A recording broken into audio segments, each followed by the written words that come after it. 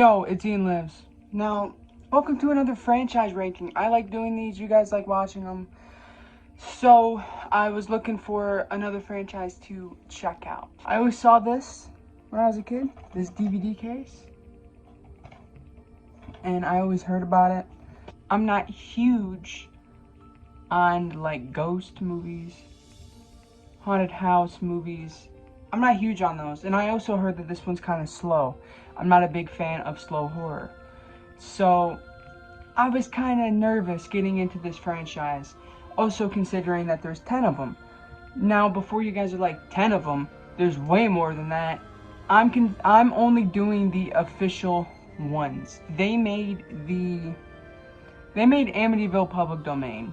So, if you go on Tubi and type in Amityville, there is not even kidding, hundreds and hundreds and hundreds of Amityville movies. So, number 10 is going to be the Amityville Curse from, I think, 1991? 92? Something like that. Maybe even 1990. So, this one follows after the events of, I'm assuming, 3. Or 4, because this is the 5th one, I believe. You follow this family who, like most of the movies, they buy the Amityville house. And they get some friends to help renovate the house. That is literally the movie. People start dying. This is easily the most boring movie out of the entire franchise. The pace is slow. Not as slow as some of the other ones, but still nothing really happens. There's not really anything cool in here. There's nothing that sticks out. There's nothing that's outstanding. There's nothing that I can really even comment on. Besides the fact that there's some cool characters and some funny dialogue. That's literally all this movie delivers. It's not a good enough concept. The final act is weird. Yeah, not a great movie. The Amityville Curse is without a doubt in my number 10 spot. Number 9 is going to be the Amityville remake from 2005, I believe. This stars Ryan Reynolds. You have the kid from Orphan, and you have the girl, I can't think of her name, but she was in the Carrie remake. I like her. They make it your generic ghost movie. They don't focus on the house enough. There's a bunch of cheesy jump scares. It's just not good. It's not what I want from Amityville. Like, at all. They buy this, Ryan Reynolds and his wife buy this house. Ryan Reynolds starts getting sick. There's stuff happening. They take the babysitter scene from the original and completely destroy it. They make it generic. Where she goes into the closet and this little girl is behind her. When in the original, it was much more creepy and effective because you didn't see anything. I think that's what these remakes and these more modern movies are failing to realize, is that some stuff is better not explained. You don't need something in the screen to effectively scare the viewer. And that's what this movie does. There's a lot of visual stuff that wasn't in the original that is not needed. The stuff that makes the movie so creepy is the fact that they don't show much. It's pretty much a mystery until the final act. And this remake just completely makes it your run-of-the-mill spirit movie. Ghost, demon possession movie. It's not very interesting. They don't add a lot to it. Everything that they do add is just boring. They take away more than they add. And yeah, I don't know, man. I would say if you didn't like the first one, you probably will like the remake. And if you didn't like the remake, you probably like the first one. I think it goes either or because it's two different types of movies. The first one is a very slow, smart movie that takes its time. It's very stylistic. It's very creepy. It's very subtle. And then the remake is very in your nose. Jump scares, jump scares, jump scares. They show spirits and ghosts. It's much more modern and generic. So I think it definitely has its audience, but I'm not a part of it. Number 8 is going to be Amityville: The Awakening. This is the final movie in the official franchise, and it was straight to video like most of these are, back in 2017. And there's actually some story on this. It was finished in 2014. So I guess they didn't really know what to do with it. But technically this had a theatrical run, actually, so I digress. This had a little, I think it was a limited release, maybe theatrical, for like a week, and it did horrible. There's a lot of articles about how it's one of the worst opening weeks, number-wise, ever. And that's just, it makes sense. The movie's not fantastic. I would say it's eh. You got Bella Thorne in here. I like her. If you guys don't know who she is, she was on a bunch of Disney Channel shows back in the day. She was in Babysitter. I love that movie. She got shot in the boob. That's her. She's the main lead in here. You also got the guy from Shameless who plays Ian. Hey man, I'm just saying. The cast is actually pretty good. I don't know the mom's name, the actress, but she's been in some stuff. I'm not the biggest fan of her, but she's been in some stuff. The sister is McKenna Grace, and she most recently is in the new Ghostbuster films. So you got a pretty good cast, a decent cast. And this movie decides to go meta. They go Scream on us, where they bring the actual movies into the plot of this one. Somebody at school shows her the DVD of the original Amityville and tells her that she's living in this house. So it's very meta. The brother is bedridden. He is in the hospital on his deathbed. They use him as like the demon possession character of this installment. It's not very interesting.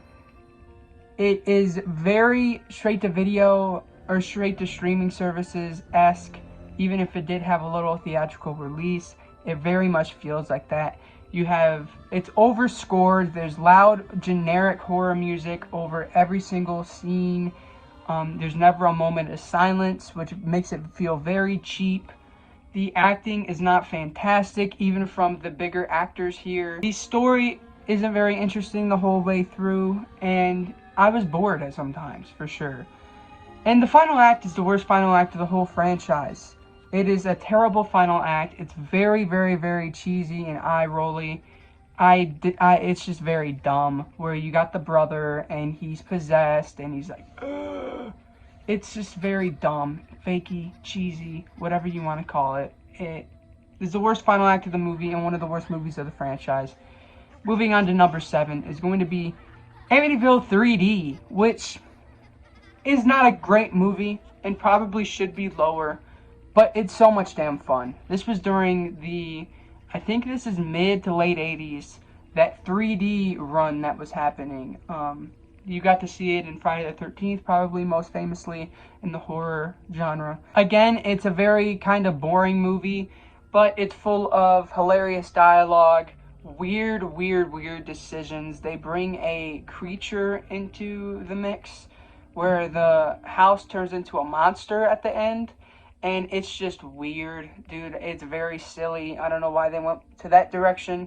Again, some things are best left unexplained. If you have to explain that the house is a monster demon, and that's why it's evil, then you probably shouldn't have made the damn movie. There's like this dynamic with the husband, the main character, and his wife, and how they're splitting up, and how he bought the Amityville house so that he could move out from her house, and he has a daughter. And the daughter, there's a scene where she gets lost, and they just are saying her name over and over and over, and it's mind-numbing. I can't remember her name, but they say it over and over and over. And it turns out that she's like possessed or something. I don't even understand, man. There's it's all over the place. Bunch of plot holes. Dumb decisions, but it is a lot of fun.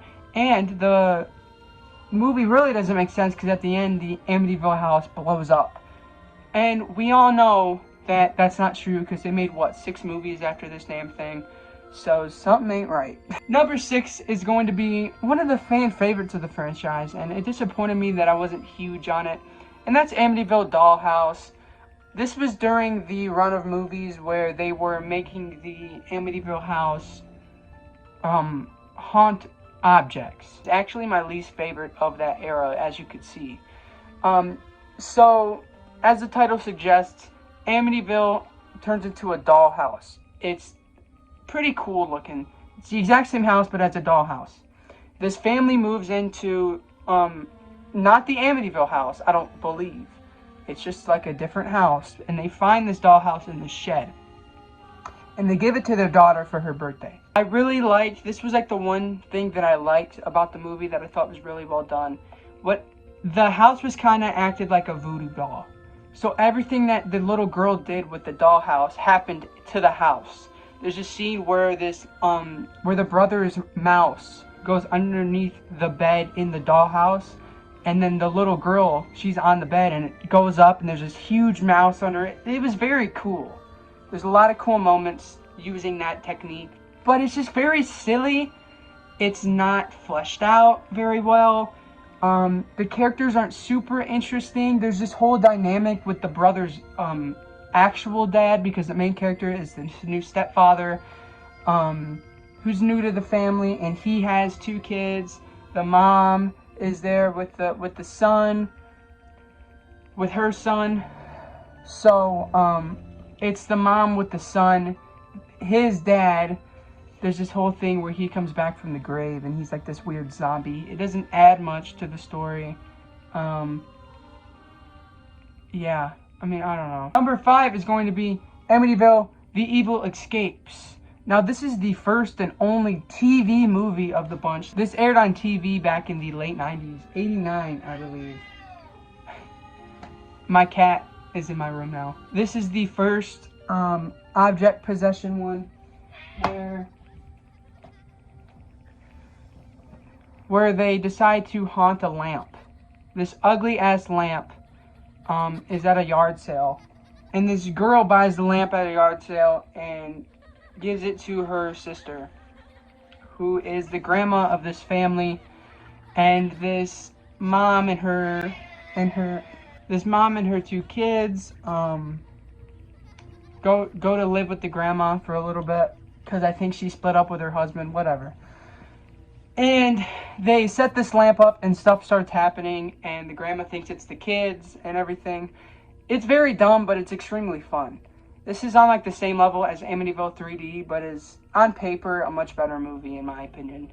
And yeah, I feel like I'll return to this one the most out of all of them. It definitely has that TV quality to it.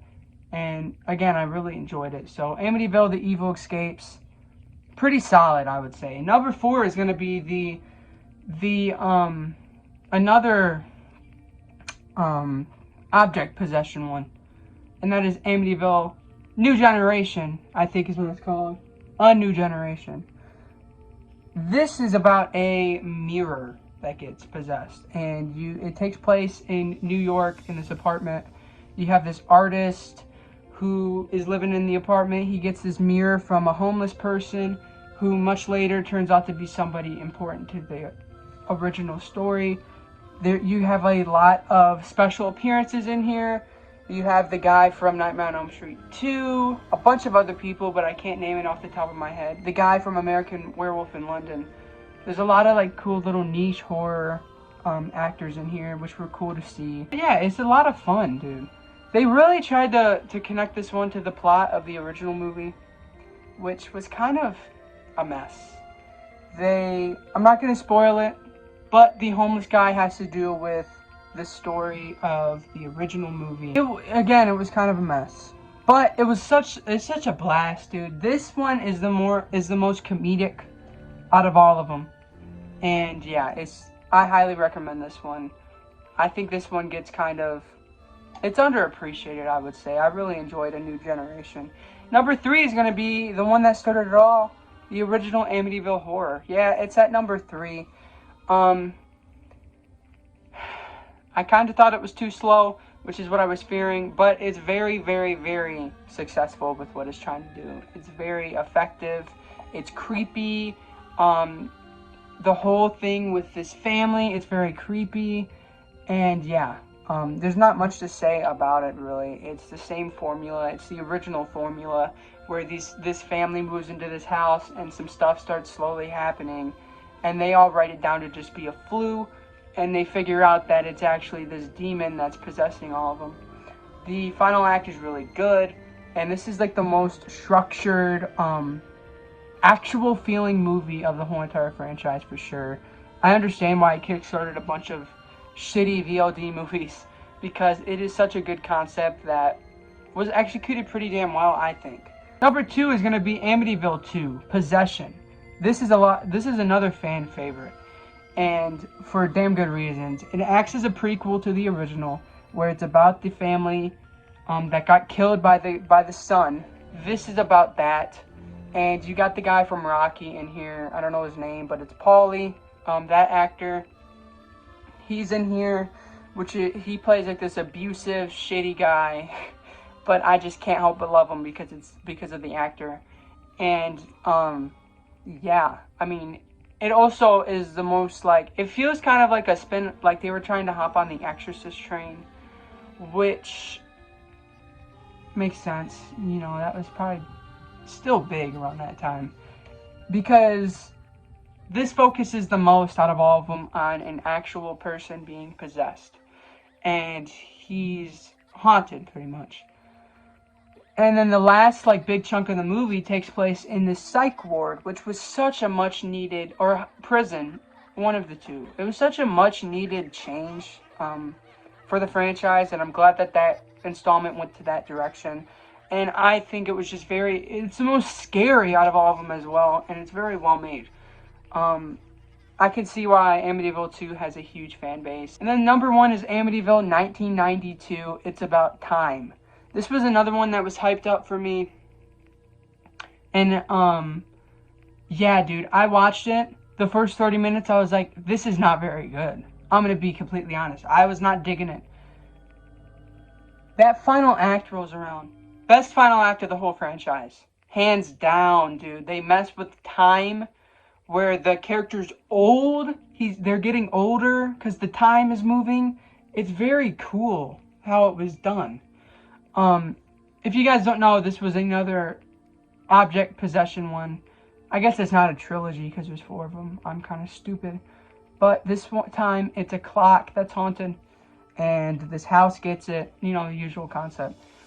But they really have fun with the concept of a clock being haunted. They mess with time. Where characters are passing out and waking up, and it's what they just experienced. I thought that was very cool. It's very comedic. The dialogue isn't great. The acting isn't great.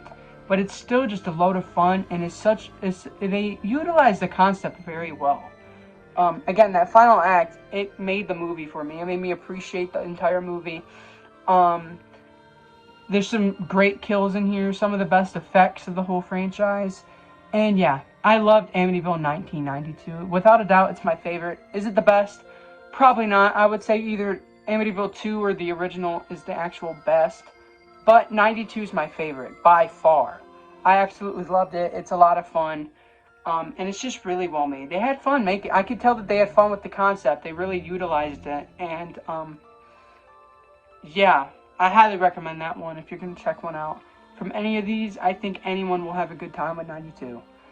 But that was my ranking of the Amityville horror franchise. I hope you guys enjoy. This was a fun franchise to explore. There's only one in here that I absolutely hated, and that was the Amityville Curse. All the other ones, I had a good enough time with them, even if I just thought that they were eh. But if you guys enjoyed the video, subscribe to the channel.